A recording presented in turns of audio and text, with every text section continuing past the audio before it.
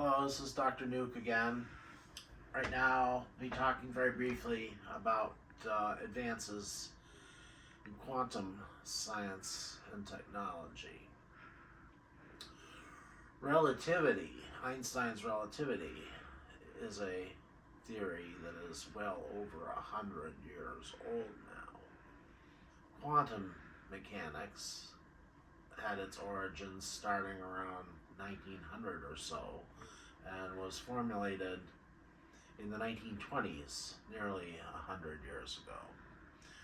Since then, a lot of work has been done on quantum mechanics, and the science has progressed, as well as lab work with quantum. And now they're even getting to the point where they're starting to build quantum computers. There's so many new quantum effects, quantum states of matter, etc. It's bewildering how much how much work is being done in laboratories around the world when it comes to the quantum. So much stuff. Yeah, it's more than I can keep track of. So much stuff. There might be some exotic physical effect yet to be found, perhaps from some quantum effect having to do with some specific metamaterial or some specific pattern, very complex pattern of atoms, maybe with new techniques of chemical synthesis and nanotechnology. It may be possible to assemble huge molecules atom by atom, specifying exactly each atom and where each atom goes, and maybe these super molecules will have exotic quantum effects. Who knows? This is just speculation. What if somehow they were able to create a field that could alter probability? Then would it be possible to change the rate of radioactive decay of a sample of a radioactive substance?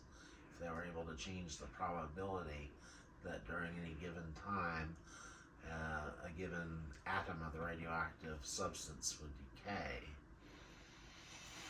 Well, that's far, far, far out speculation. Of course, even I have not heard any speculation of that sort being on the horizon. One wonders, what will the technology be like in 100 years, 200 years? Also, years? Harold, by the way, before you're done talking, you need to know, talk to them about the science behind the cloning of animals and the successful stuff they've done with the sheep and stuff and all this other stuff. Talk about that as well, because it's very interesting. Well, yes, cloning. Cloning is something that has been done. Now, you can clone at home if you have a little bit of land to grow potatoes. You take a potato and you put it in the ground, and the new plant is a clone of the plant from which the potato came. Yeah, you put a potato in the ground and it'll grow into a new potato plant. Yes, that's cloning. But when they clone animals, it's a little more complicated than that, though. And if you recall, years ago, they cloned Dolly the sheep. But you have to realize that Dolly was like the 200th attempt to get a viable sheep after many failures. And Dolly herself had health problems and died prematurely. So the technique was not perfected when it came to the case of Dolly. And as far as I'm aware, for higher animals, it still has not been perfected completely. But we might expect that somehow they'll work out all the wrinkles and that they may be able to clone mammals reliably and effectively at some point in the future. There are scientists that are working on sequencing the Neanderthal genome. If they were to thoroughly sequence the Neanderthal genome, then it would be possible in principle to clone the Neanderthals and to bring them back. In my opinion, that would be an extremely unethical thing to do. Also, one other thing, explain. Didn't you the one that told me they found the fact that there is, in fact, a transgender gene that actually exists to prove the fact that there is such thing as people that are transgender and it's not just I don't a know thing? about that. Didn't you tell me about that? You saw it in the magazine? I might Did have. they end I up don't finding remember. that? I don't remember. There could be. I mean, they could be. Yeah. I think you said they found it. So they found it. It's definitely biological. It's not made up in someone's head. I think I remember you telling me that. Yeah. I think I remember you telling me that. But anyway, they're doing some crazy stuff. For example, they've taken neurons from human neurons and put them in rat brains. And through optogenetics, the human neurons are controlled from a computer keyboard, and the human neurons in turn control the rat brain. And so they're able to make the rat. They're able to control the rat through the optogenetics and the human neurons in the rat brain. Now, I believe that is monstrous and unethical. Create a chimera with human and other animals. Extremely, extremely unethical, in my opinion. Scientists, some of them they all need to respect God and realize their place in the scheme of things, and not think that just because something can be done that it should be done. Yes, God is real. You should respect Him, follow His wishes, pray to Him, and realize that He is real. He's the true God, and you should respect Him. And atheism is rampant among many scientists. And realize He's the only true God and the only true power, and realize He's the only true way to salvation. Yes, atheism is rampant. Hopefully, the stone cold hearts will be reached by God's love. Hopefully. We may be gay, but we don't sin, so it's good. Yeah. We do sin, of course, but we don't sin in a bad way. Well, that's good. Sin's a bad way. Sin is all sin is bad. Yeah. Well, anyway, this is Dr. Nuke signing out. Oh, tell him about the rat and with the ear on it. Oh, that. Yeah, years ago, scientists created I forget whether it was a mouse or a rat that had a human ear, what appeared to be a human ear grafted on its back. Yes, that was a famous photo. It was pretty creepy and gruesome. It wasn't a human ear from a human. It was tissue grown on the back of the rat or mouse, whatever it was. Yeah. Pretty creepy. Scientists are doing some weird things. They're, going back 200 years to the book Frankenstein, or A Modern Prometheus. That's its full title, by Mary Shelley. That book was written almost 200 years ago. And some of the stuff that scientists are doing now is truly Frankensteinian. Yes. And in Europe, genetically modified foods are not popular. A lot of the foods that we eat in this country have genetically modified ingredients in them. A lot of our corn and soybeans are genetically modified. But in Europe, people don't like that. They call foods with genetically modified ingredients in it, they call them Frankenfoods. Frankenfoods. And people there will not eat, for the most part, they will not eat Frankenfoods. Yep. Well, what Harold says, I agree. Because I know he's really smart and I listen to him. Yeah. So anyway, that's all I have to say for now. This is Dr. Nuke signing out. See you later.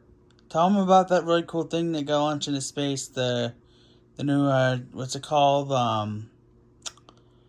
Thing that what's it called? Is it a telescope or something? You mean the James Webb Space Telescope? Yeah, just tell me about that huge thing going into space. That thing. Oh, well, they put a big space telescope, the best one yet, into space.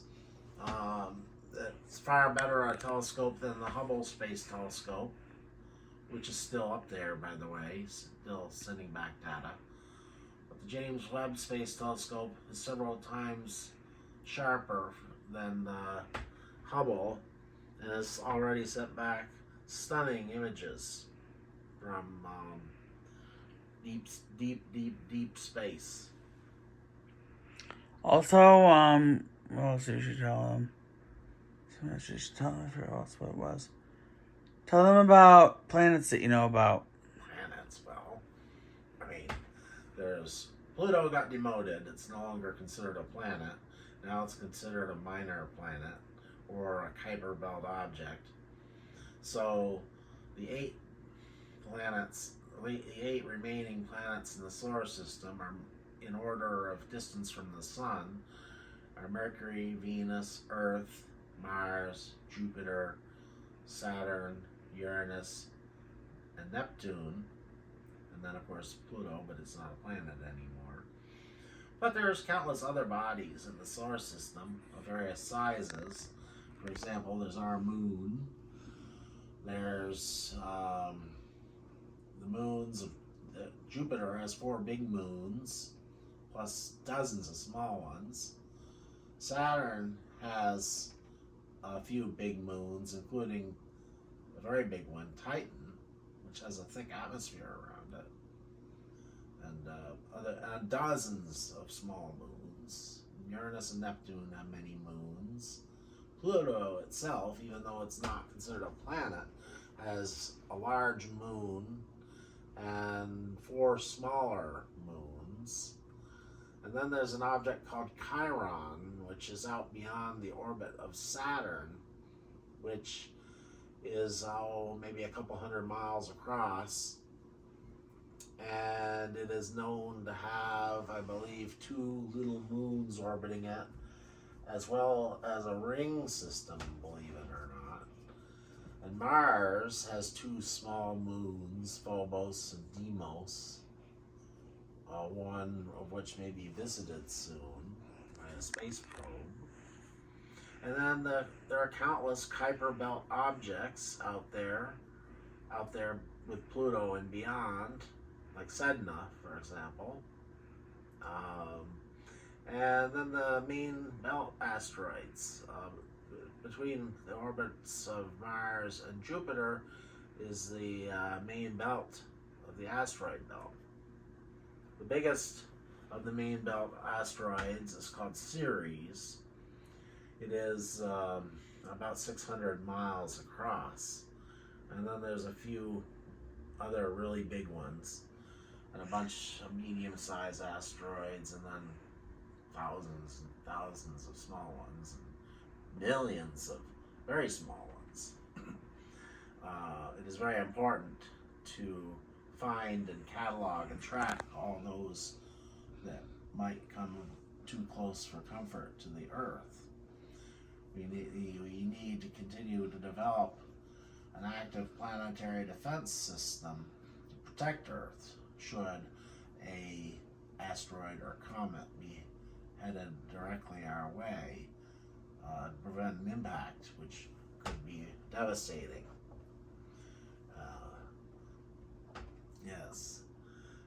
Towards that end, NASA crashed a spacecraft into a small moon orbiting around a small asteroid to deflect its orbit. And it was found that its orbit was deflected, so the test was successful. So in the future, it may be possible to knock an asteroid off course and prevent it from hitting the Earth. If the asteroid were too big, then it might be necessary to use a nuclear explosive. Although the object would not be to blow the thing to pieces, because then you would get a shotgun effect, peppering the Earth with fragments of the asteroid. what you would want to do is explode the nuclear device on one side of the asteroid and give it a kick to the side. You wouldn't want to blow it to pieces, you just want to kick it to the side so it misses the Earth. And there's, so far as we know, Venus and Mercury do not have any moons. Any orbit of a moon would probably be unstable because it's too close to the sun there. So, well, anyway, this is Dr. Nuke signing off. Oh, by the way, please like, comment, and subscribe. And also, there's probably going to be part 2 of this because he had to cut off so soon. I'm sorry this video was 15 minutes, but I thought maybe he could share a whole bunch of interesting stuff in one video. By the way, this video is unedited, unscripted, and also, if you want to know a few interesting facts about me, I love animals, I love my friends, like family, and I'm a family person. I think family is everything, and I think my friends are everything to me, and I think my pets are absolutely everything to me, and they're like my family, and I love them with everything I possibly have. And same thing with my friends, and same thing with my family, and I'd do anything for them. And also, God is like literally one really important thing to me, just like my friends, my family, and everything to me as well. Also, I'm really sorry that the video was cutting off Harold's head a little bit here and there. I literally was up all night and everything, trying to figure out videos we could film. I apologize. I'm just very, very tired, so I apologize. I was a little bit dozing off during the videos. I do apologize. Thank you. I hope you're patient with me. Thank you. I hope you made it through. Bye.